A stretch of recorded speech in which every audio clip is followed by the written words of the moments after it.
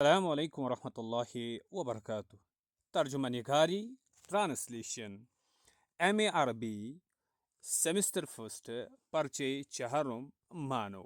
یہ ہم پڑھ رہے تھے اور اس میں ہم نے پہلا بلاک ترجمہ کے تاریخ اور اس کے اصول کے عنوان سے شروع کیا تھا، اور اس کا پہلا یونٹ پہلی اکائی ترجمہ اہمیت اور تاریخ کے عنوان سے ہم نے مکمل کیا. آج ہم انشاءاللہ دوسرا یونٹ شروع کریں گے. دوسری اکائی جو کہ ترجمہ نگاری کے بنیادی اصول اور اس کے اہم قواعد کے نام سے ہے.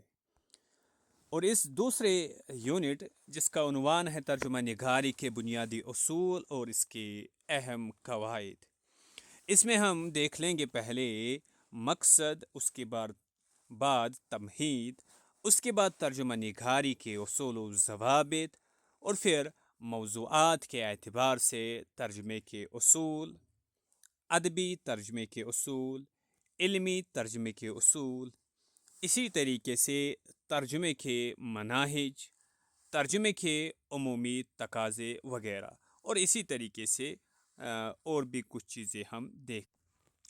اس یونٹ کو پڑھنے کے بعد جو مقاصد ہمیں حاصل ہوں گے وہ یہ کہ اس میں پہلا یہ ہے کہ ہم ترجمے کے بنیادی اصول اور ضوابط سے واقف ہو جائیں گے. دوسرا پوائنٹ یہ ہے کہ ترجمے کے مختلف موضوعات کے اعتبار سے واقع ہونے والی تبدیلیوں کا ہمیں علم حاصل ہوگا. تیسری چیز، علمی ترجمے اور ادبی و فنی ترجمے کے اصولوں سے واقف ہوں گے. اور چوتھی چیز، ترجمہ نگاری کے عمومی تقاضوں سے واقف ہوں گے. پانچواں پوائنٹ ہے ترجمہ نگاری کے مناہج سے واقفیت حاصل کریں گے. اب ہم دیکھ لیں گے تمہید. موجودہ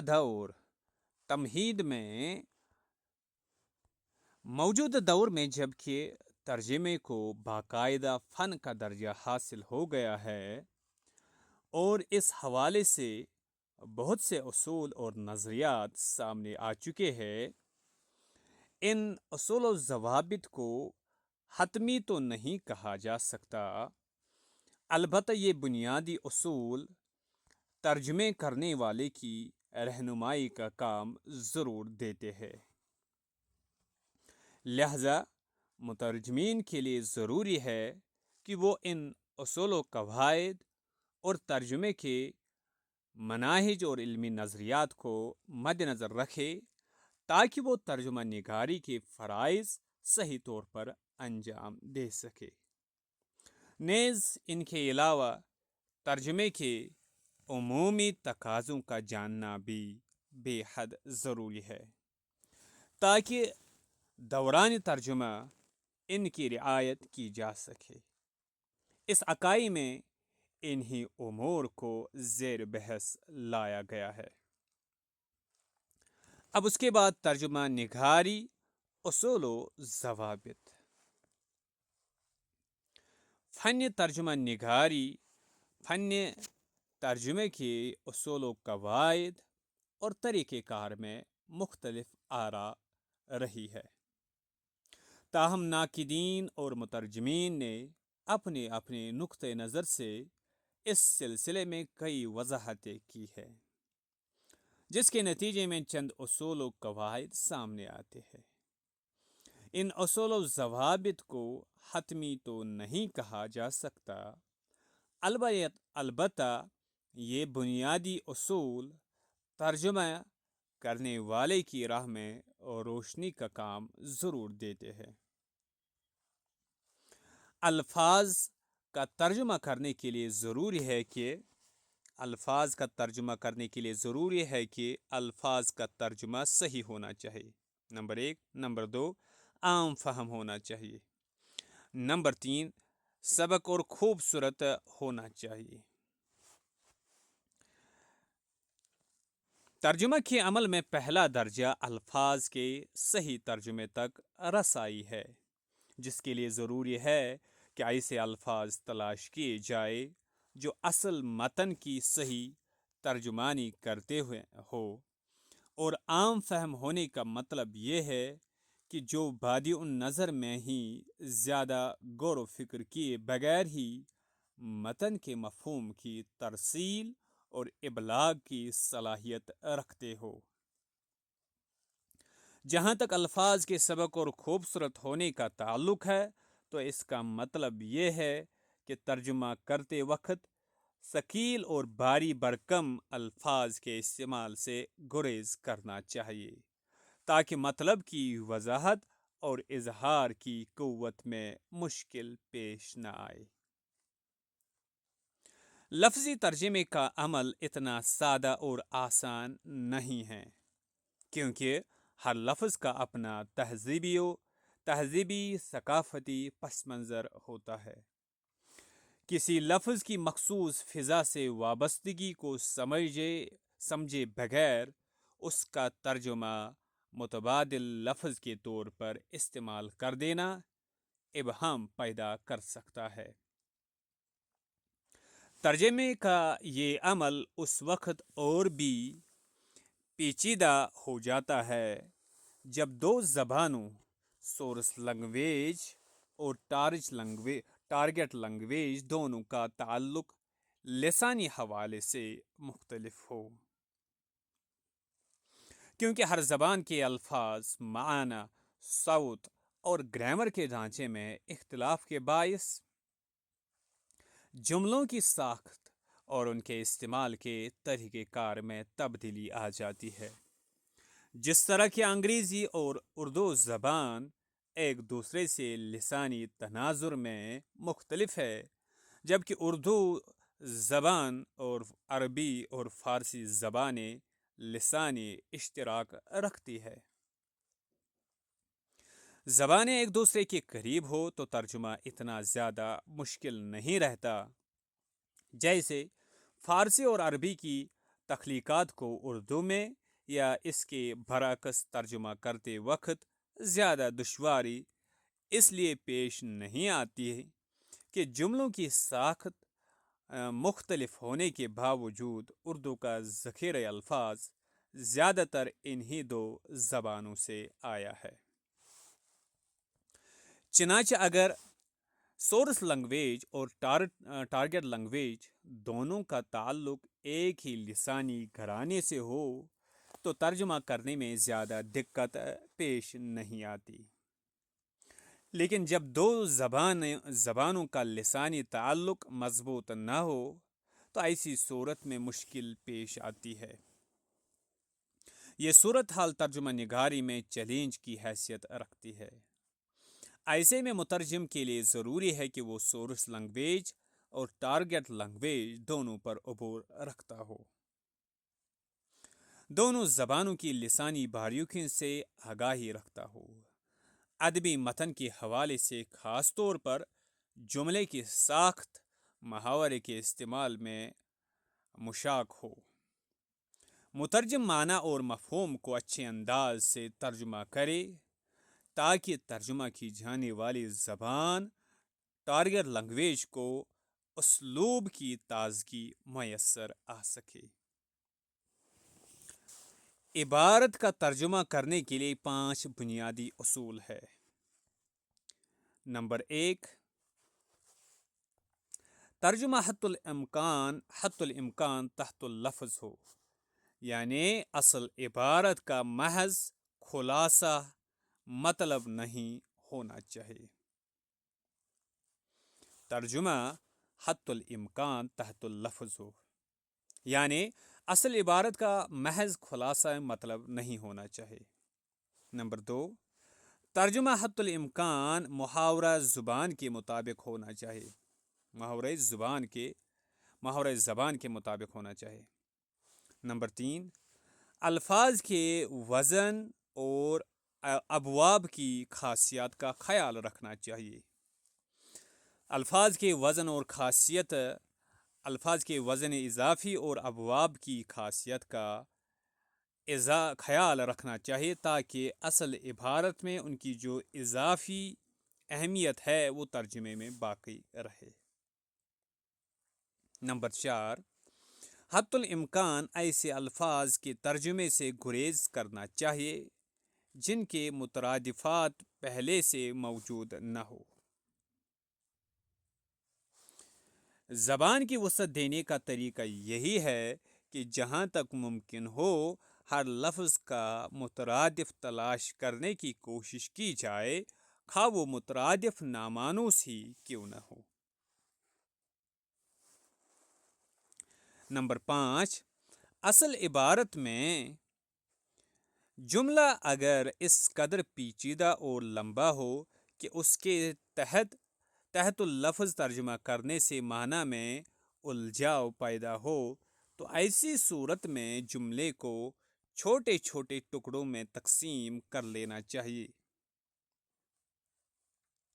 اصل عبارت میں جملہ اگر اس قدر پیچیدہ اور لمبا ہو کہ اس کے تحت اللفظ ترجمہ کرنے سے معنی میں الجھاؤ پیدا ہو، کنفیوژن پیدا ہو، تو ایسی صورت میں جملے کو چھوٹے چھوٹے ٹکڑوں میں تقسیم کر لینا چاہیے۔ یہ ہے عبارت کا ترجمہ کرنے کے 5 بنیادی اصول۔ فرانسیسی شاعر اور مترجم ڈولٹ ایٹنے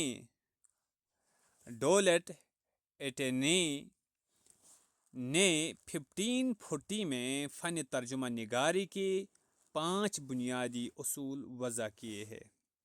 French poet and translator Dolet Etienne has given 5 basic principles of translation in 1540۔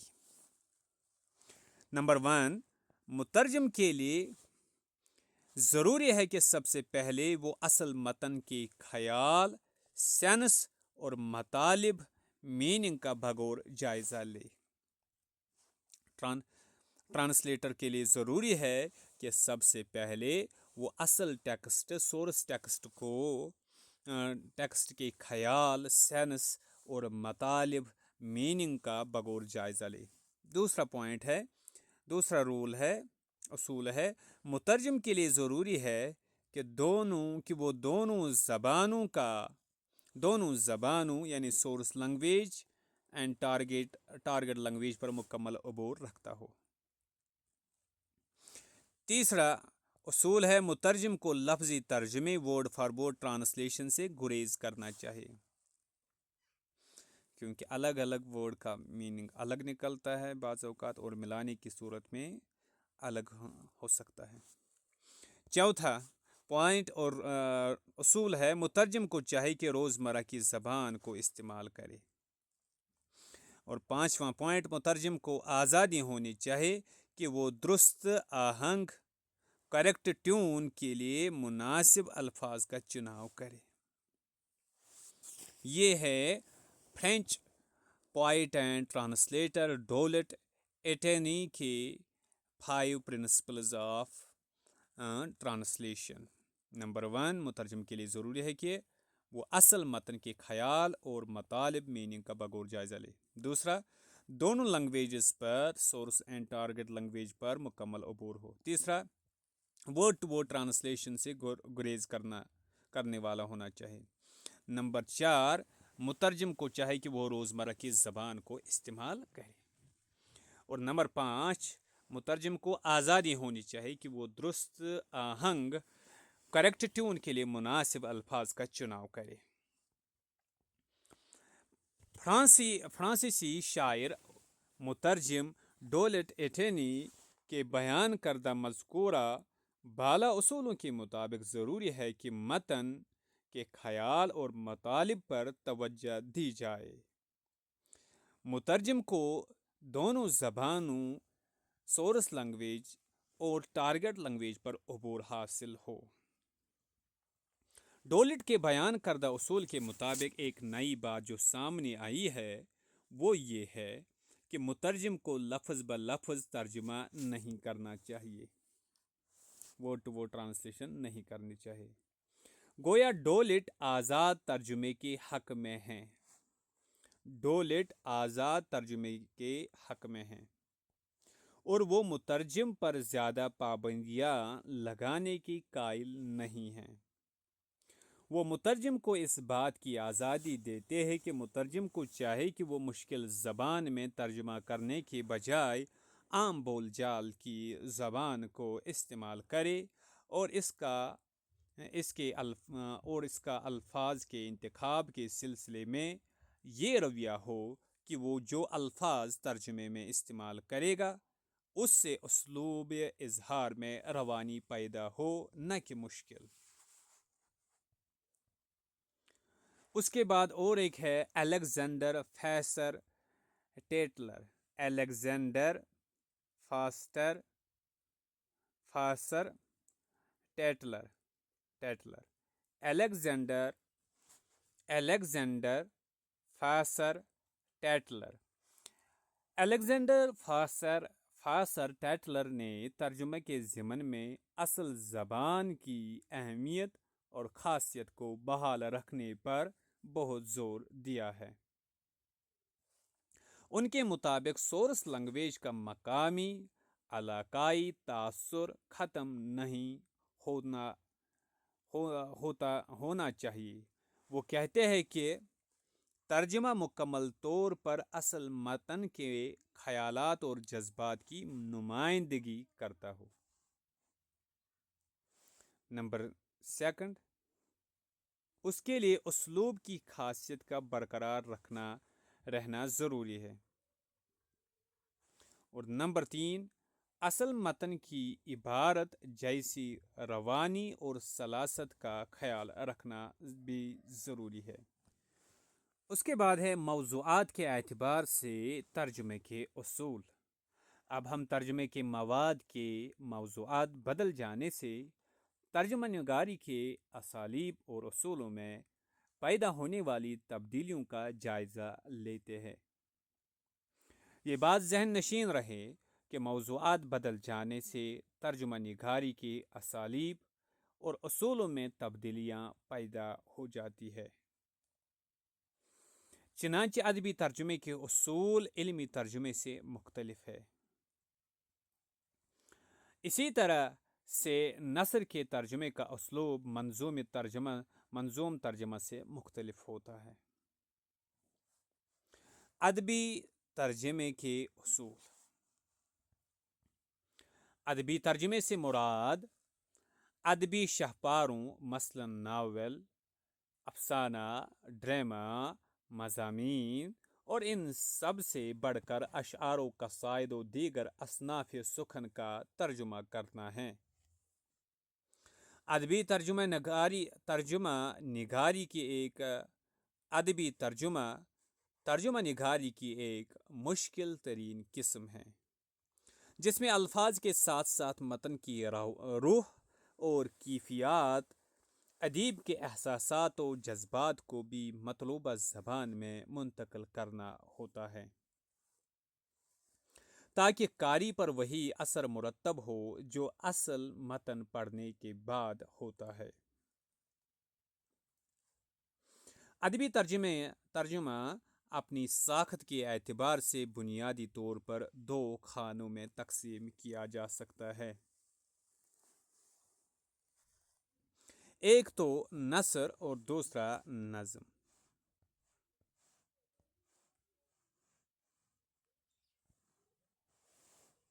ادبی فن ترجمہ نگاری میں شاعری کے ترجمے میں بہت سی مشکلات درپیش ہوتی ہے۔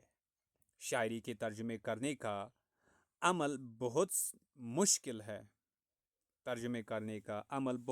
ہے، جبکہ کسی نثر پارے کا ترجمہ بھی کچھ آسان نہیں ہوتا، لیکن شاعری پیچیدہ گویوں کے کئی اسباب ہے۔ شاعر الفاظ کو علامت، اشارے، کنائے اور استعاراتی معنوں میں استعمال کرتا ہے۔ بسا اوقات الفاظ حقیقی معنوں میں کچھ اور مفہوم دیتے ہیں، جبکہ مجازی معنوں میں ان کا مطلب کچھ اور ہوتا ہے۔ شاعری میں شاعر کا اپنا ایک خاص لہجہ ٹیون ہوتا ہے، اسی طرح شاعری مخصوص موڈ سے تعلق رکھتی ہے۔ ہر نظم کا ایک اندرونی آہنگ ہوتا ہے جس سے اس کا صوتی تاثر بنتا ہے۔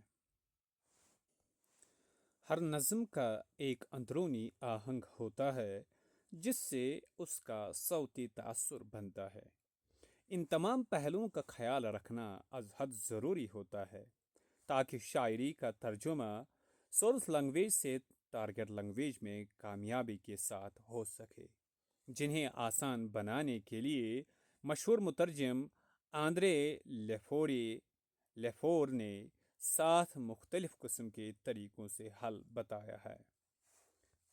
مشہور مترجم آندرے لیفور مشہور مترجم آندرے لیفیور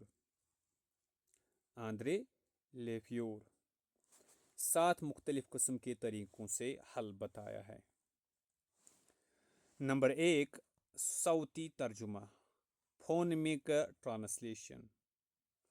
اس قسم کے ترجمے میں سورس لینگویج کے صوتی تاثر کو ٹارگٹ لینگویج میں ازسر نو تخلیق ریپروڈیوس کرنے کی کوشش کی جاتی ہے، جبکہ اصل متن کا قابل قبول نثری ترجمے کی یہ قسم جدید صورت میں اچھی ہے۔ مجموعی طور پر یہ طریقہ اگرچہ مشکل ہے لیکن صحیح مطالب تک پہنچاتا ہے۔ نمبر 2، ہو بہو لفظی ترجمہ، لٹرل ٹرانسلیشن۔ اس حکمت عملی میں لفظ بہ لفظ ترجمے پر زور دیا جاتا ہے، اگرچہ اس قسم سے ترجمے کی روح کو نقصان پہنچتا ہے۔ تیسرا، پیمائشی ترجمہ، میٹریکل ٹرانسلیشن۔ وزن کے لحاظ سے پیمائش کی روح سے ترجمے کا مقصد سورس لینگویج کے میٹر یعنی آہنگ کو دریافت کرنا۔ لفظی ترجمے کی طرح یہ طریقہ بھی سورس لینگویج کے متن کے ایک رخ پر توجہ کرتا ہے مگر کلی طور پر نہیں۔ نمبر 4، شاعر کا نثری ترجمہ، پوئٹری انٹو پروز۔ شاعری کا نثری ترجمے کی اس قسم میں ترجمہ کے ابلاغ آسان ہو جاتا ہے۔ یہ بھی لفظی اور پیمائشی قسم کے ترجموں کی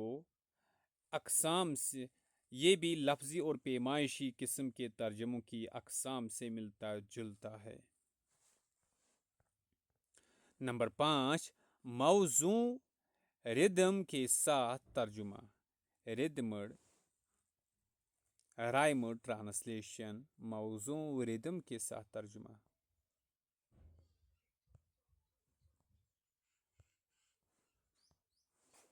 ترجمے کی اس قسم میں مترجم کو دوہری پابندیاں اٹھانی پڑتی ہے، یعنی میٹر، آہنگ اور موسیقیت، بہور دونوں باتوں کا خیال رکھا جائے۔ اس طرح کے ترجمے میں اصل کا محض خاکہ بننا ممکن ہے۔ نمبر 6، آزاد بلینک ورس ٹرانسلیشن۔ آزاد بلینک ورس ترجمہ، بلینک ورس ٹرانسلیشن۔ اس قسم کے ترجمے میں ممکنہ درستی اور اعلیٰ درجے کی ادبی حیثیت تک رسائی ممکن ہے۔ نمبر 7، انٹرپریٹیشن ٹرانسلیشن، تشریحی ترجمہ۔ اس قسم کے ترجمے میں سورس لینگویج کا متن جوہر بحال رہتا ہے مگر حیت تبدیل ہو جاتی ہے، کیونکہ مترجم نظم کی نقل تخلیق کرتا ہے، جس میں نظم کا عنوان اور خیال اور اس کا اختتامیہ ایک سا ہوتا ہے۔ Interpretation translation. ادبی ترجمے بالخصوص شاعری کے ترجمے میں محض معنی کی تبدیلی یا ترسیل سے مشکلات پیدا ہوتی ہے، کیونکہ لفظ معنی کے ساتھ مخصوص ثقافتی تہذیبی فضا وابستہ ہوتی ہے۔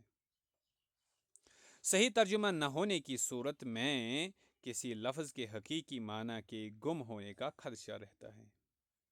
لسانیاتی قواعد کی روح سے اس مشکل کو حل کرنے کے لیے سورس لینگویج اور ٹارگٹ لینگویج کے مابین ہم پلہ لفظ ورڈز ایکویلنٹ کے طریقہ کار کو آزمایا جاتا ہے۔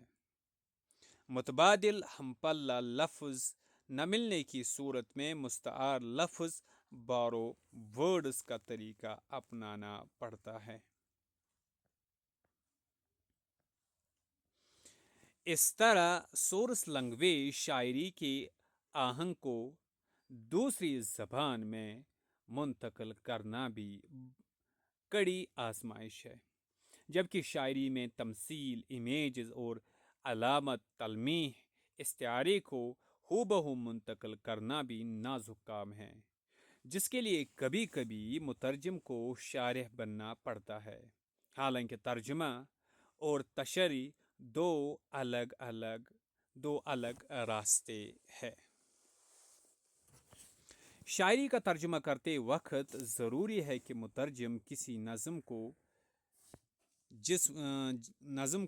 جسے وہ ترجمہ کرنا چاہتا ہے اسے گہرائی سے بغور پڑھے اور اس عمل سے بار بار گزرے، تاکہ شاعرانہ امیجز، شاعری کے آہنگ، اس کے صوتی تاثر شاعر کے لہجے میں سرشار ہو جائے،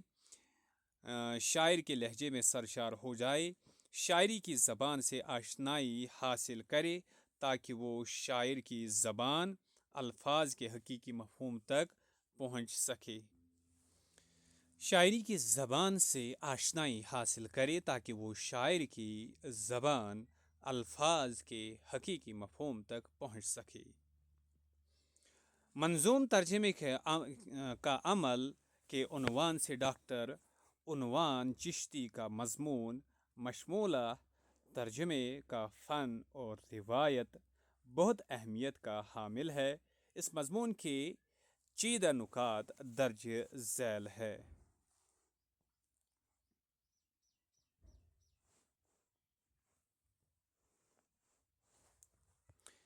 نمبر 1،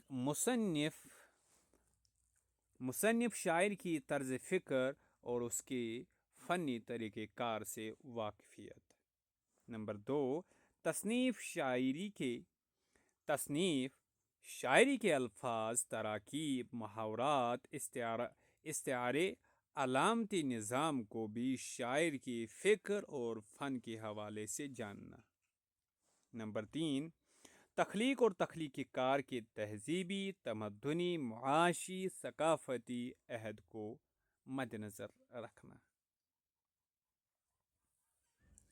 نمبر 4، تخلیقی کار کے عہد کی تحریکات، روایات اور سماجی پس منظر کا مطالعہ۔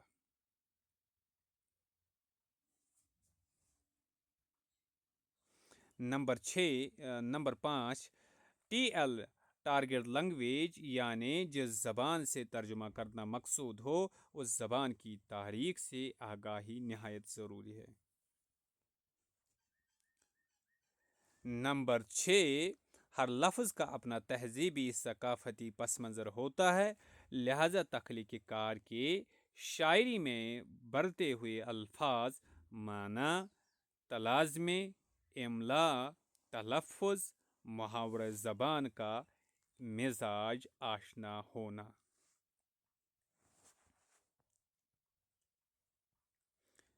نمبر 7، اصل فن پارے کی گرامر ساخت، صوتیات، تکنیک، حیت اور اسلوب بیان سے واقفیت۔ نمبر 8، منظوم ترجمے کی صورت میں علم العروض، شعری اسالیب سے آگاہی، یعنی تخلیق کار کے الفاظ کی موسیقیت، لب و لہجہ، زیر و بم، وزن اوزان کی نغمگی کا خیال رکھنا، شاعر کے خیال اور جذبے کو بعینی ہی پیش کرنا۔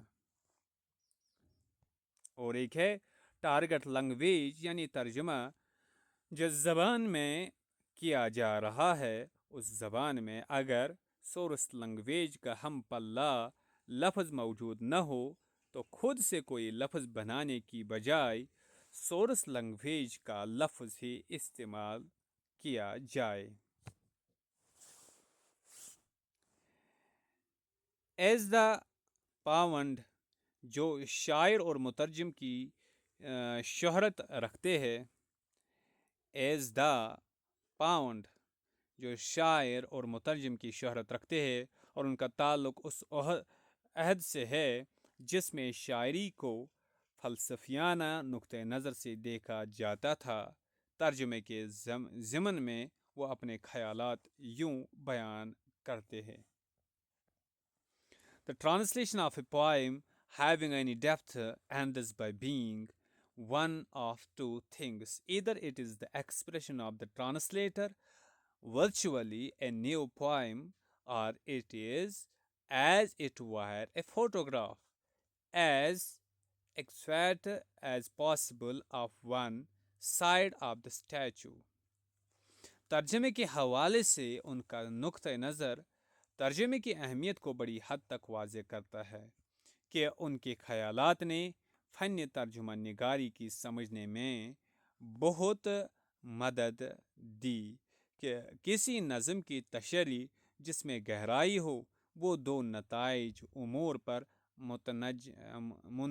منتج ہوتی ہے، یا تو یہ مترجم کی شخصیت کا اظہار ہوتی ہے، بلکہ یہ کہیں کہ نئی نظم بن جاتی ہے، یا اس کی مثال ایک تصویر کی ہوتی ہے، یا یوں کہہ لیجئے کہ مجسمے کی ایک طرف کی شکل ہے۔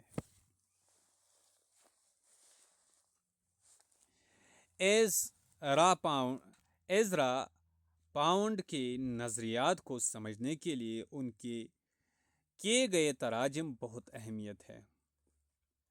ان کے خیال کے مطابق کسی متن ٹیکسٹ کے ثقافتی شعور کو جاننے کے لیے ترجمہ ایک اہم ہتھیار ہے، اور کسی نظم کا ترجمہ مترجم کے احساسات میں ڈھل کر نئی نظم کی شکل اختیار کر لیتا ہے۔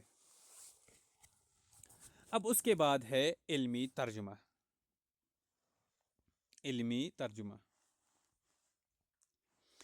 ترجمہ سے مراد مختلف علوم کی کتابوں کا ترجمہ جس میں متعلقہ مباحث پائے جاتے ہیں، مثلاً ریاضی، طبیعیات، کیمیا، حیاتیات، جغرافیہ، طب، ہندسہ و دیگر علوم کی کتابوں کا ترجمہ کرنا۔ یہ بات فن ترجمہ نگاری کے ماہرین کے نزدیک مسلم ہے کہ علمی ترجمہ اگر ایسا شخص کر رہا ہو جو اس موضوع کا ماہر ہو، متعلقہ موضوع کی اصطلاحات سے واقف ہو، تو پھر علمی ترجمہ کوئی زیادہ مشکل کام نہیں۔ مثلاً کوئی طبیب جو عربی اور اردو زبانوں پر قدرت رکھتا ہو، طبی اصطلاحات سے واقف ہو، تو وہ بآسانی فن طب کی کسی بھی کتاب کا ترجمہ کر سکتا ہے، بمقابلہ اس شخص کے جو فن طب سے ناآشنا ہو اور صرف عربی اور اردو زبان پر عبور رکھتا ہو، کیونکہ فن سے واقفیت کی وجہ سے طبیب زیادہ واضح اور بے تکلف اسلوب میں مناسب اصطلاحات اور تعبیرات کے ذریعے مفہوم کو ادا کر سکتا ہے۔ علمی کتابیں مختلف اشکال، تصاویر، نقشوں، جدولوں اور توضیحی اشاروں پر مشتمل ہوتی ہے، جن کو ماہرین فن ہی زیادہ بہتر طور پر سمجھ سکتا ہے اور زیادہ آسانی سے دوسری زبان میں منتقل کر سکتا ہے۔ علمی ترجمے کے لیے مترجم میں حسب ذیل صفات کا پایا جانا ضروری ہے۔ علمی ترجمے کے لیے مترجم میں حسب ذیل صفات کا پایا جانا ضروری ہے۔ نمبر 1، دونوں زبانوں پر گہری نظر ہو۔ نمبر 2، جس علمی موضوع پر کتاب ہے اس موضوع سے واقفیت ہو۔ نمبر 3، متعلقہ موضوع پر دونوں زبانوں کی فنی اصطلاحات پر دسترس حاصل ہو۔ نمبر 4، حسن تعبیر پر قدرت حاصل ہو۔ نمبر 1، دونوں زبانوں پر گہری نظر۔ نمبر 2، جس علمی موضوع کا وہ ترجمہ کرنے جا رہا ہے اس سے واقفیت ہو۔ نمبر 3، دونوں جو موضوع ہے اس موضوع کی دونوں زبانوں کی فنی اصطلاحات سے واقفیت حاصل ہو۔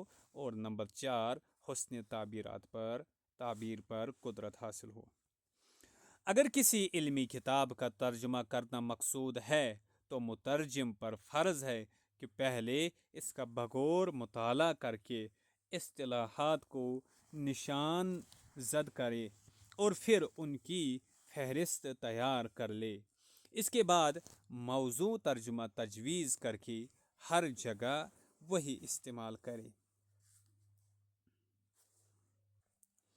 اس سے ترجمے میں بے ساختگی اور باقاعدگی آتی ہے۔ اس کے بعد ہے ترجمے کے مناہج۔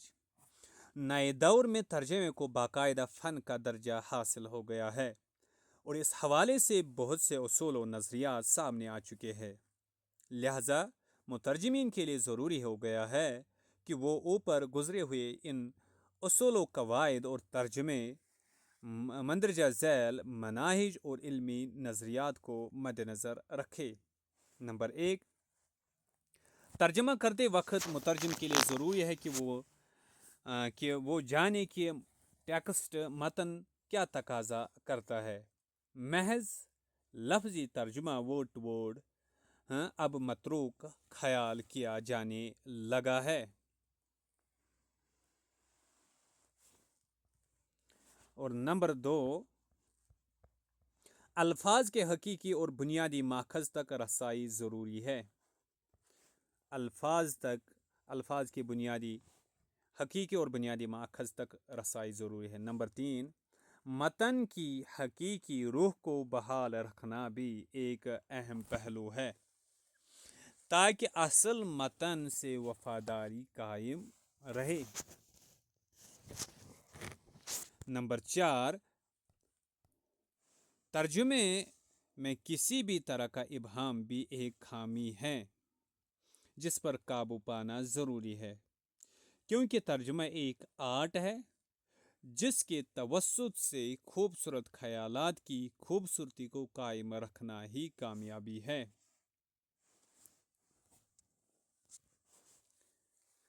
ترجمہ متن کی مندرجات کا علمی لسانیات کے اصولوں کی واقفیت سے ہی ممکن ہے، جس کے لیے دونوں زبان ٹارگٹ لینگویج سورس لینگویج پر عبور ہونا بھی بہت اہم ہے۔ عربی زبان کے ادباء و مترجمین کے یہاں پائے جانے والے ترجمے کے اصول کا جب ہم جائزہ لیتے ہیں تو معلوم ہوتا ہے کہ عباسی دور کے مشہور مؤرخ و ادیب صلاح الدین صفدی نے ترجمہ کے 2 طریقے بتائے ہیں۔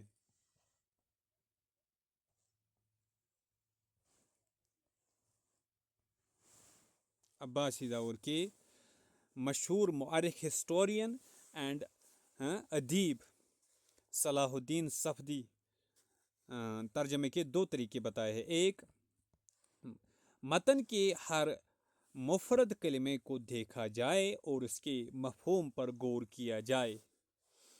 پھر اس کے بالمقابل عربی زبان میں مفردات کو اس طرح رکھا جائے کہ اس مفہوم کو ادا کر سکے، پھر دوسرے کلمے کو لے یہاں تک کہ ترجمہ کا عمل پورا ہو جائے۔ یہ بطریق یوحنا اور ابن نائم الحمصی کا ترجمہ کرنے کا طریقہ رہا ہے۔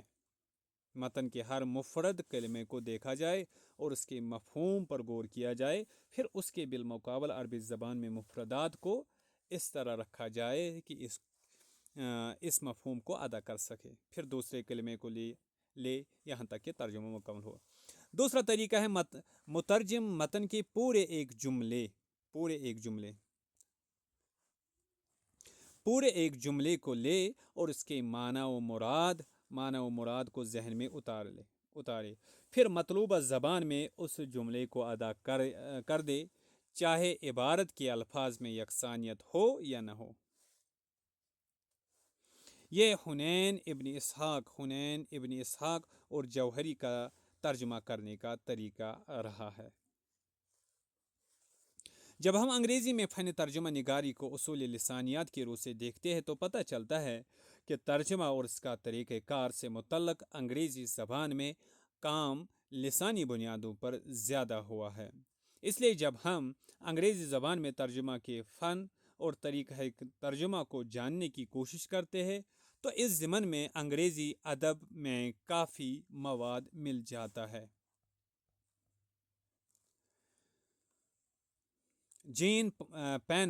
جین ڈاربلنٹ کی میتھڈالوجی کے بارے میں مندرجہ ذیل طریقے بتاتے ہیں۔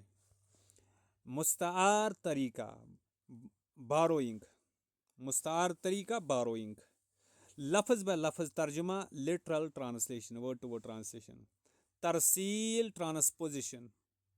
ٹرانسپوزیشن، ترجمہ کرتے وقت پیغام میں ترمیم کرنا، ماڈولیشن، مترادف، مساوی یا ہم پلہ ترجمہ،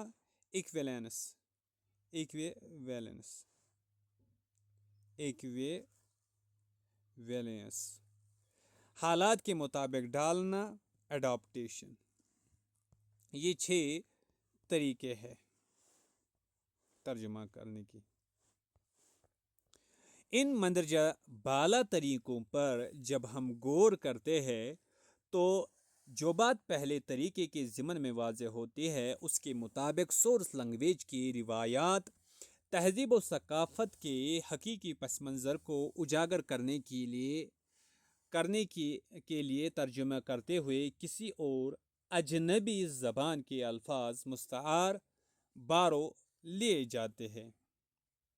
جس طرح کہ اردو زبان میں بہت سے الفاظ ایسے موجود ہیں جو عربی، فارسی، ہندی، ترکی، انگریزی اور دیگر مقامی زبانوں کے شامل ہیں، جس کی وجہ سے بہت سے عربی، فارسی اور دیگر زبانوں کے الفاظ اب اردو زبان کا حصہ بن چکے ہیں۔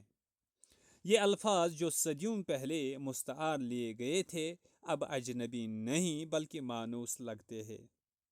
مثال کے طور پر اردو میں انگریزی مستعار لیے گئے الفاظ نیوز، ٹیلی ویژن، پین، کمپیوٹر وغیرہ۔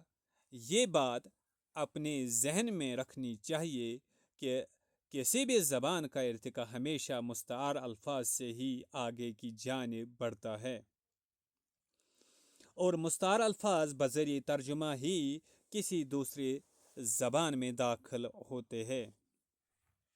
دوسری قسم ہے لفظ بہ لفظ ترجمہ، literal translation, word to word translation. ترجمہ کرنے کا یہ براہ راست طریقہ ہے جس میں سورس لینگویج سے ٹارگٹ لینگویج میں گرامر، محاورات اور الفاظ کا صحیح استعمال کیا جاتا ہے۔ یوں یہ حرف بحرف ترجمہ کہلاتا ہے جس میں مترجم کا مقصد واضح ہوتا ہے، اور یہ ترجمہ بالخصوص ٹارگٹ لینگویج کی لسانی ضروریات کو مد نظر رکھ کر کیا جاتا ہے۔ ترجمہ کرنے کے اس طریقہ کار کے مطابق ایک لفظ کا تبادلہ دوسرے لفظ سے معنی کی تبدیلی کے بغیر پیغام کو آگے منتقل کرنا ہے۔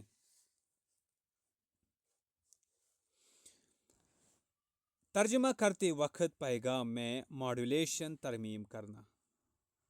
ترجمہ کے اس طریقہ کار کے تحت متن میں موجود معنی میں ترمیم کر کے ٹارگٹ لینگویج کا نیا مفہوم سامنے لایا جائے تو اسے ہم ماڈولیشن طریقہ کار کہیں گے، اور یہ ترجمہ دو طرح سے ہوگا۔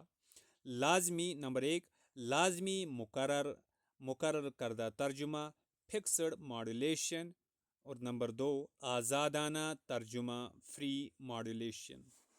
لازمی مقرر کردہ ترجمہ مکسڈ ماڈولیشن اور آزادانہ ترجمہ فری ماڈولیشن۔ ترجمہ کرتے ہوئے ایک مترجم کا یہ فرض بنتا ہے کہ وہ ٹارگٹ لینگویج اور سورس لینگویج پر عبور رکھتے ہوئے اس طریقہ کار کو آزمائے کہ تحریری اظہار گرامر اور لغات کی روح سے صحیح ہو، جبکہ فری ماڈولیشن طریقے کے تحت ترجمہ کرتے ہوئے ایسی زبان اور الفاظ کا استعمال کرے جو سورس لینگویج کے متن سے ہم آہنگ تصور ہو۔ اس طریقہ کار کے مطابق سورس لینگویج میں موجود مواد کی ٹارگٹ لینگویج کے مواد تحریر سے ہم آہنگی اور مطابقت ہونی چاہیے۔ اس کے بعد اور ایک ہے، وہ ہے چھٹا مساوی یا ہم پلہ ترجمہ ایکویویلنس۔ ترجمہ نگاری کا مساوی یا ہم پلہ طریقہ کار کہلاتا ہے، جس میں ترجمہ کرتے ہوئے سورس لینگویج کی تحریر متن محض کوئی ایک طریقہ نہیں بلکہ لغت و گرامر کے مختلف حربے آزما کر ترجمہ کرنا پڑتا ہے۔ یوں ایک جیسی تحریر یا متن جن میں مماثلت تو ہو مگر گرامر اور لفظوں کی بناوٹ یا صورت کا انداز ٹارگٹ لینگویج میں مختلف ہو، جس طرح انگریزی میں چوٹ لگنے کی صورت میں لفظ اوچ بولا جاتا ہے، جبکہ اردو زبان میں ہائے یا اور عربی زبان میں وائے جیسے الفاظ مساوی یا ہم پلہ لفظ استعمال کیے جاتے ہیں۔ اس طرح کے الفاظ، محاورے یا ضرب الامثال ایکویویلنس کی بہترین مثال ہے، جن کا ترجمہ کرتے وقت یہی طریقہ ترجمہ اپنایا جا سکتا ہے۔ ساتواں ہے اڈاپٹیشن، یعنی حالات کے مطابق ڈالنا۔ یہ طریقہ ترجمہ سازی میں اس وقت استعمال کیا جاتا ہے جب سورس لینگویج کا متن یا مواد دوسری زبان یعنی ٹارگٹ لینگویج کے اسلوب اور کلچر سے مختلف ہو، تو اس صورت میں ترجمہ سازی کو نئی صورت حال کے مطابق سورس لینگویج کی تحریر متن کے مطابق اڈاپٹیشن کی ضرورت محسوس ہوتی ہے۔ یہ بھی ایک طرح سے ایکویویلنس تصور کی جائے گی جو صورتحال کی متقاضی ہوگی۔ اگر اس طریقے کا استعمال ترجمہ کے لیے ناگزیر ہو لیکن اس کا استعمال نہ کیا جائے تو تحریر یا متن میں دیے گئے خیالات، لفظوں کی ترتیب اور گرامر پر اثر پڑ سکتا ہے۔ اگرچہ اس طریقہ کار کو اپنائے بغیر مترجم ترجمہ کر سکتا ہے، مگر یہ ترجمہ نامکمل ہوگا اور اس سے مترجم کی نیک نامی بھی نہ ہوگی۔ ترجمے کے عمومی تقاضے: جب انسان کوئی کام کسی خاص مقصد کے لیے کرتا ہے تو اس مقصد کو بہتر طور پر پورا کرنے کے لیے کچھ تقاضے بھی پورے کرتا ہے۔ اگر ان تقاضوں کو بطریق احسن نبھایا جائے اور ان کا مکمل خیال رکھا جائے تو وہ مقصد یا کام بہتر طور پر انجام دیا جا سکتا ہے۔ اسی طرح ترجمے کے بھی کچھ تقاضے ہوتے ہیں جن کا پورا کرنا مترجم پر فرض ہوتا ہے۔ یہ تقاضے یا اصول اگر پیش نظر رکھے جائے تو نہ صرف ترجمہ کرنے میں آسانی پیدا ہو سکتی ہے بلکہ ان کے ذریعے ایک عمدہ اور بہتر ترجمہ سامنے آ سکتا ہے۔ ترجمہ کے لیے کہ یہ تقاضے ہر زبان کے ادب کے لیے بہت اہم ہیں۔ اگر ہم ترجمے کے عمومی تقاضوں کا جائزہ لیں تو چند تقاضے خصوصیت کے ساتھ سامنے آتے ہیں۔ ترجمے کے چند تقاضے۔ نمبر 1 تقاضے نمبر 1 ترجمہ صرف وہی شخص کر سکتا ہے جسے اس متعلقہ موضوع یا مضمون سے شغف ہو۔ مثلاً کوئی ادیب یا شاعر فلسفے کی کتاب کا بہتر ترجمہ نہیں کر سکتا۔ دوسرا پوائنٹ، مترجم کے لیے لازم ہے کہ وہ دونوں زبانوں پر عبور رکھتا ہو، یعنی جس میں ترجمہ کر رہا ہے اور جس سے ترجمہ کیا جا رہا ہو۔ تیسرا پوائنٹ، زبانوں سے واقفیت کے ساتھ مترجم پر لازم ہے کہ وہ ان زبانوں میں سوچنے سمجھنے کی صلاحیت بھی رکھتا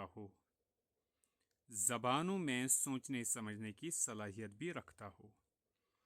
اور اچھا انشا پرداز بھی ہو۔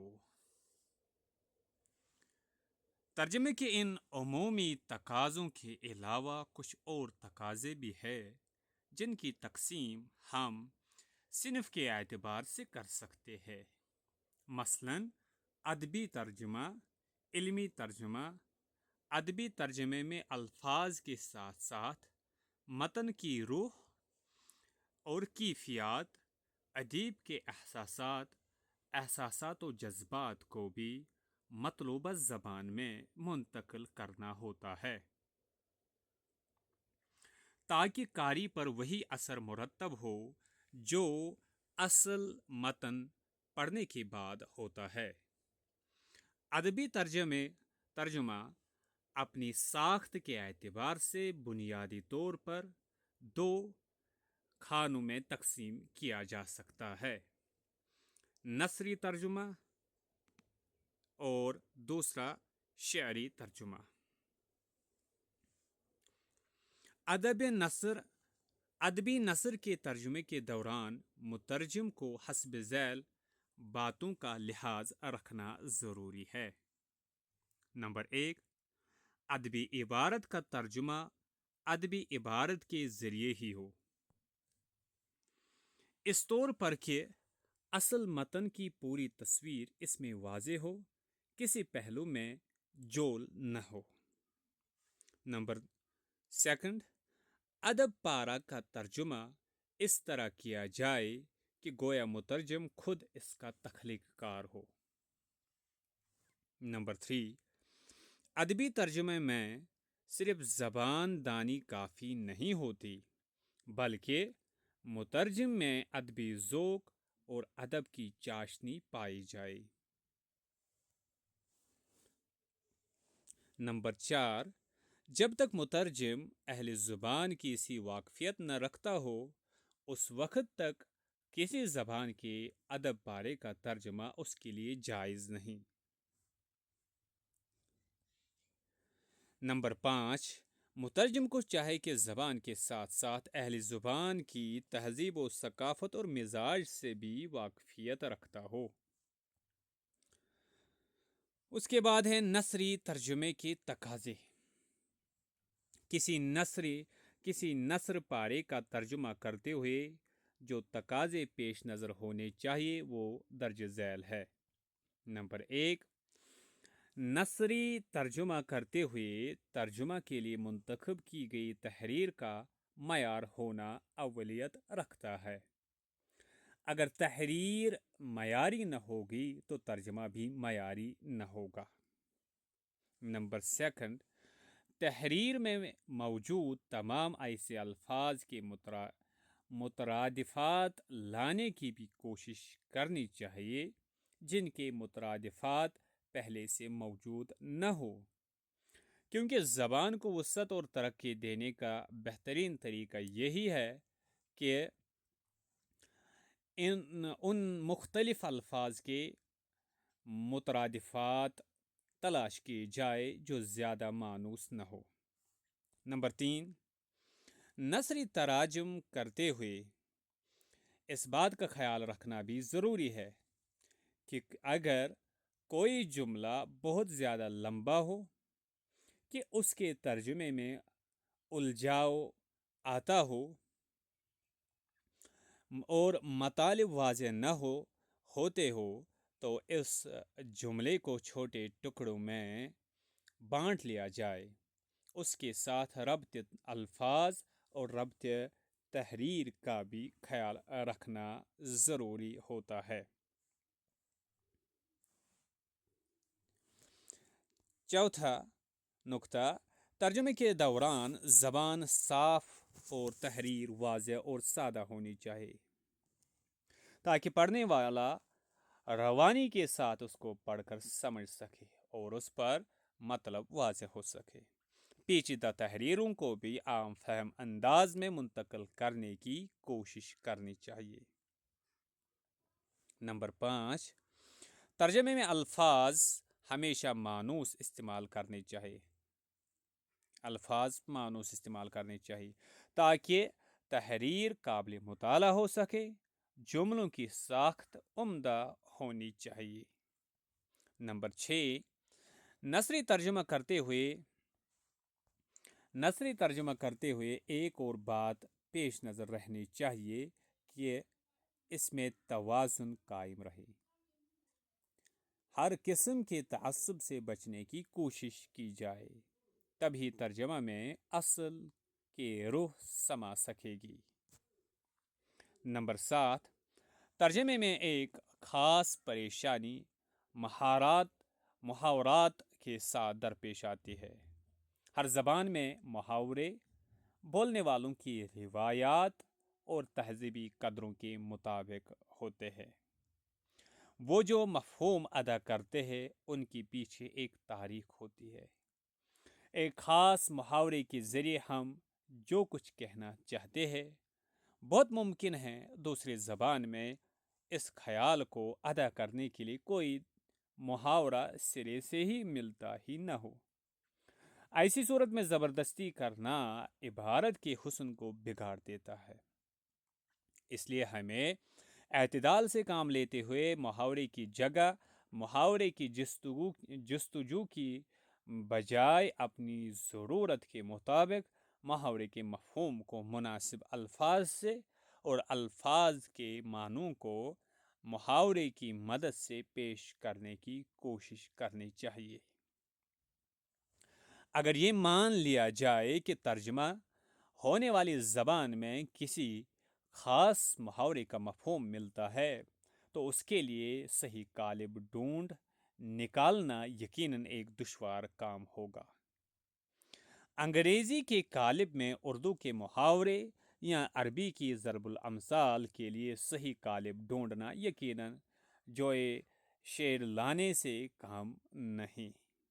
اسی طرح اردو میں بیگمات کی زبان کے ساتھ بھی تقریباً یہی بات ہے، جس میں کتنے ہی ایسے الفاظ، فقرے اور جملے مل جائیں گے جنہیں روسی، فرانسی، جرمنی یا انگریزی کے قالب میں اتارنا تقریباً ناممکن ہے۔ اس کی وجہ یہ ہے کہ اردو کے مقابلے میں ان زبانوں کی عورتوں کی طرز زندگی، عادات و اطوار، سوچنے اور بات کرنے کے انداز قطعی مختلف ہے۔ اس کے علاوہ مشرق میں بعض رسومات، خاندانی روایات اور رشتوں کے اعتبار سے بہت سی باتیں اور ان کے بیان کرنے کے انداز ایسے ہیں جو مغرب والوں سے میل نہیں کھاتے۔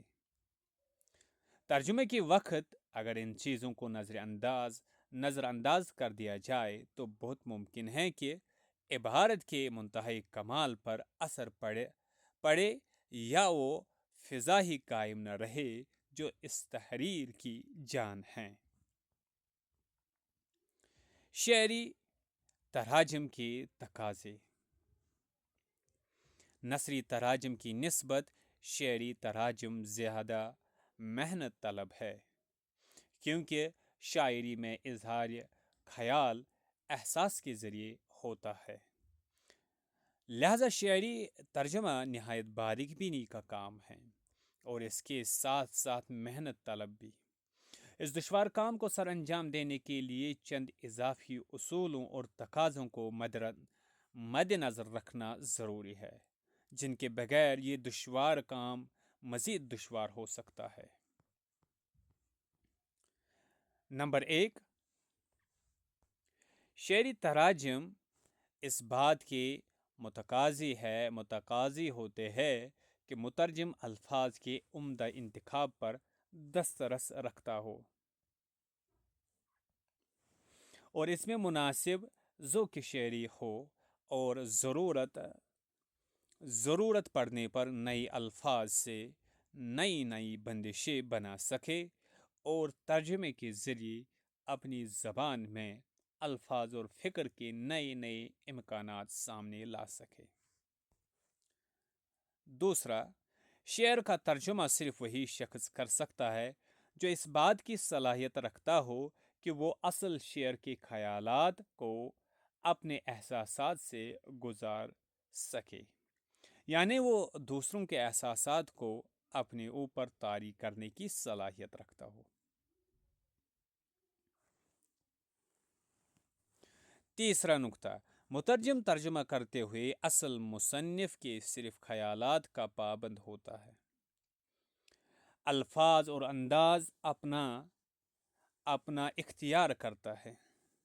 مترجم ترجمہ کرتے ہوئے اصل مصنف کے صرف خیالات کا پابند ہوتا ہے، الفاظ اور انداز اپنا اختیار کرتا ہے، لہذا الفاظ سادہ اور عام فہم استعمال ہونے چاہیے۔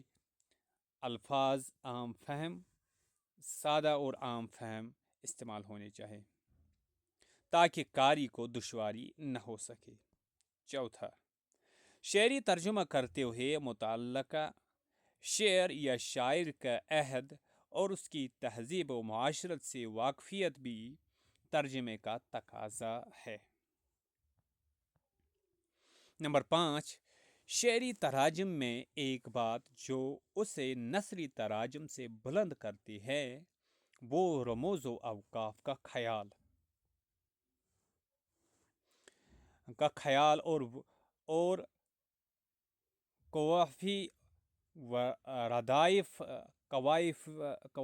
و ردائف وغیرہ کا اہتمام ہے۔ یہ اگرچہ مشکل کام ہے اور اس کے لیے صاحب علم و ہنر ہونا لازمی ہے تاکہ شاعر بہتر ردیف قافیوں کا استعمال کر سکے جس سے شعر میں روانی آ سکے۔ نمبر 6، جس طرح شاعری کے منظوم تراجم میں قافیہ اور ردیف کے اہتمام کی ضرورت ہوتی ہے، اسی طرح اوزان و بحور کا التزام بھی ناگزیر ہوتا ہے۔ ظاہر ہے کہ ایک مترجم کو علم عروض پر بھی عبور ہونا چاہیے۔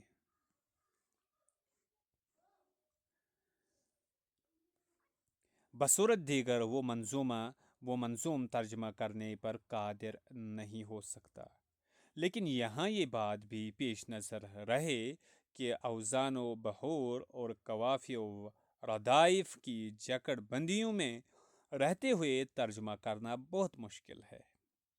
اس سے اس بات کا پورا امکان ہوتا ہے کہ اصل شاعری کی روح مترجم کے ہاتھ نہ آ سکے گی، گویا مترجم منظوم ترجمہ کرنے والے کے لیے یہ ایک کڑا امتحان ہوتا ہے۔ نمبر 7، ترجمہ کرتے ہوئے ایک بات ضرور پیش نظر رہنی چاہیے کہ اس میں اصل کی روح مسخ نہ ہونے پائے اور جدت کے ساتھ مصنف کے خیالات سے مکمل ہم آہنگی ہو۔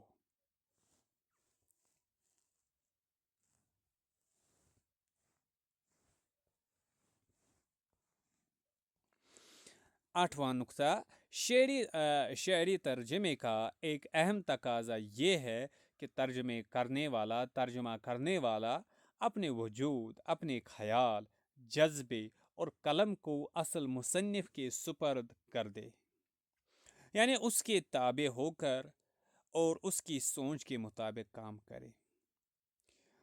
بحثیت مجموعی یہ وہ تقاضے ہے جو شعر یا نثر پارے دونوں کا ترجمہ کرتے ہوئے پیش نظر رہنے چاہیے، اور ان کو سامنے رکھ کر ہی ایک اچھا مترجم اپنی عمدہ کاوش کو سامنے لا سکتا ہے اور بہترین ترجمہ نگار کی حیثیت حاصل کر سکتا ہے۔ جو کچھ ابھی تک ہم نے کہا ہے، اب اس ساری بحث کا ہم مختصراً اقتصابی نتائج کے عنوان سے خلاصہ پیش کریں گے۔ پچھلے صفحات میں آپ نے ترجمہ کے اصول سے متعلق جو تفصیلات پڑھی ہے، یہاں ان کا خلاصہ پیش کیا جاتا ہے تاکہ مذکورہ باتیں آپ کے ذہن نشین ہو جائے۔ ترجمہ کے عمل میں پہلا درجہ الفاظ کے صحیح ترجمے تک رسائی ہے، جس کے لیے ضروری ہے کہ ایسے الفاظ تلاش کیے جائے جو عام فہم ہو۔ ایسے الفاظ تلاش کیے جائے جو عام فہم ہو اور ابلاغ کی صلاحیت رکھتے ہو۔ ترجمہ حتی الامکان تحت اللفظ ہو۔ ترجمہ اصل عبارت کا محض خلاصائی مطلب نہیں ہونا چاہیے۔ اصل عبارت میں جملہ اگر اس قدر پیچیدہ اور لمبا ہو کہ اس کے تحت اللفظ ترجمہ کرنے سے معنی میں الجھاؤ پیدا ہو، تو ایسی صورت میں جملے کو چھوٹے چھوٹے ٹکڑوں میں تقسیم کر لینا چاہیے۔ ترجمہ محاورہ زبان کے مطابق ہونا چاہیے۔ مترجم کو چاہیے کہ وہ روزمرہ کی زبان استعمال کرے۔ ترجمہ میں الفاظ کی وزن اضافی کا خیال رکھنا چاہیے تاکہ اصل عبارت میں ان کی جو اضافی اہمیت ہے وہ ترجمے میں باقی رہے۔ موضوعات بدل جانے سے ترجمہ نگاری کی اسالیب اور اصولوں میں تبدیلیاں پیدا ہو جاتی ہے، چنانچہ ادبی ترجمہ کے اصول علمی ترجمہ سے مختلف ہے۔ اسی طرح نثر کے ترجمے کا اسلوب منظوم ترجمہ سے مختلف ہوتا ہے۔ ادبی ترجمہ نگاری کی ایک مشکل ترین قسم ہے، جس میں الفاظ کے ساتھ ساتھ متن کی روح اور کیفیت، ادیب کے احساسات و جذبات کو بھی مطلوبہ زبان میں منتقل کرنا ہوتا ہے تاکہ قاری پر وہی اثر مرتب ہو جو اصل متن پڑھنے کے بعد ہوتا ہے۔ شاعری کا ترجمہ کرتے وقت ضروری ہے کہ مترجم کسی نظم کو جسے وہ ترجمہ کرنا چاہتا ہے اسے گہرائی سے بغور پڑھے اور اس عمل سے بار بار گزرے تاکہ شاعرانہ امیجز، شاعری کی آہنگ، اس کے صوتی تاثر شاعر کے لہجے میں سرشار ہو جائے، شاعری کی زبان سے آشنائی حاصل کرے تاکہ وہ شاعر کی زبان الفاظ کے حقیقی مفہوم تک پہنچ سکے۔ علمی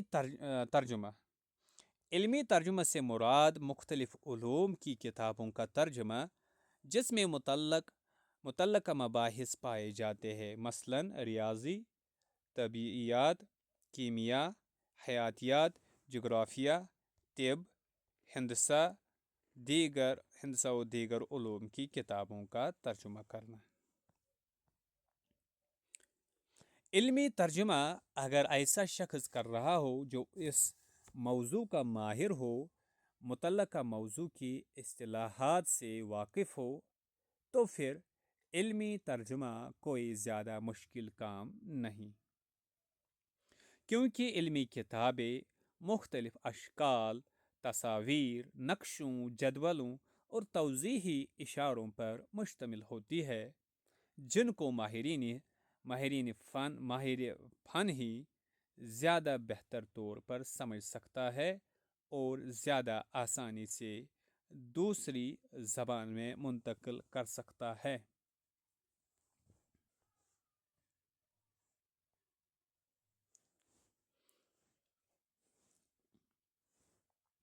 اگر کسی علمی کتاب کا ترجمہ کرنا مقصود ہو تو مترجم پر فرض ہے کہ پہلے اس کا بغور مطالعہ کر کے اصطلاحات کو نشان زد کرے اور پھر ان کی فہرست تیار کر لے۔ اس کے بعد موضوع ترجمہ تجویز کر کے ہر جگہ وہی استعمال کرے۔ اس سے ترجمے میں بے ساختگی اور باقاعدگی آتی ہے۔ ترجمہ کرتے وقت مترجم کے لیے ضروری ہے کہ وہ جانے کہ ٹیکسٹ متن کیا تقاضا کرتا ہے۔ محض لفظی ترجمہ ورڈ ٹو ورڈ اب متروک خیال کیا جانے لگا ہے۔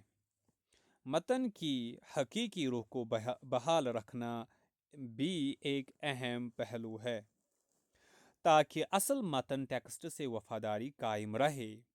ترجمے میں کسی بھی طرح کا ابہام بھی ایک خامی ہے جس پر قابو پانا ضروری ہے، کیونکہ ترجمہ ایک آرٹ ہے جس کے توسط سے خوبصورت خیالات کی خوبصورتی کو قائم رکھنا ہی کامیابی ہے۔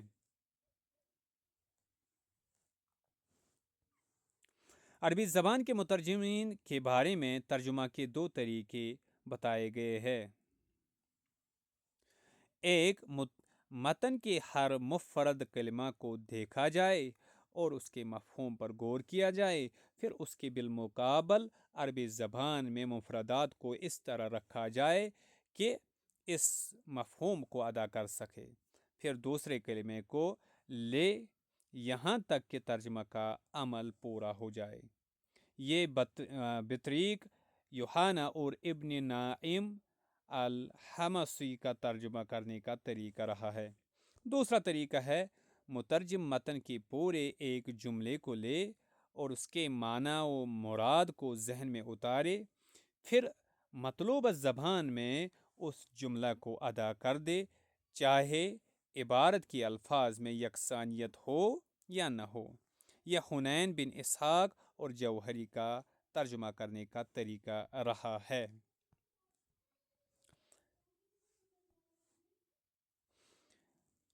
Jain panel and Jain ڈاربلنٹ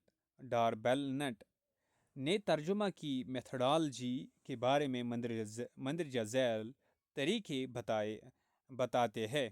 number 1، مستعار طریقہ کار باروئنگ۔ نمبر 2، لفظ بلفظ ترجمہ لٹرل ٹرانسلیشن۔ نمبر 3، ترسیل ٹرانسپوزیشن۔ نمبر 4، ترجمہ کرتے وقت پیغام میں ترمیم کرنا ماڈولیشن۔ نمبر 5، مترادف، مساوی یا ہم پلہ ترجمہ ایکویویلنس۔ نمبر 6، حالات کے مطابق ڈالنا ایڈاپٹیشن۔ ان تمام طریقۂ ترجمہ کی تفاصیل گزر چکی ہے۔ ترجمے میں ایک خاص پریشانی محاورات کے ساتھ درپیش آتی ہے۔ ہر زبان میں محاورے بولنے والوں کی روایات اور تہذیبی قدروں کے مطابق ہوتے ہیں۔ وہ جو مفہوم ادا کرتے ہیں ان کے پیچھے ایک تاریخ ہوتی ہے۔ ایک خاص محاورے کے ذریعے ہم جو کچھ کہنا چاہتے ہیں، بہت ممکن ہے دوسری زبان میں اس خیال کو ادا کرنے کے لیے کوئی محاورہ سرے سے ملتا ہی نہ ہو۔ ایسی صورت میں زبردستی عبارت کے حسن کو بگاڑ دیتی ہے۔ اس لیے اعتدال سے کام لیتے ہوئے محاورے کی جگہ محاورے کی جستجو کی بجائے اپنی ضرورت کے مطابق محاورے کے مفہوم کو مناسب الفاظ سے اور الفاظ کے معنوں کو محاورے کی مدد سے پیش کرنے کی کوشش کرنی چاہیے۔ شعری تراجم اس بات کے متقاضی ہوتے ہیں کہ مترجم الفاظ کے عمدہ انتخاب پر دسترس رکھتا ہو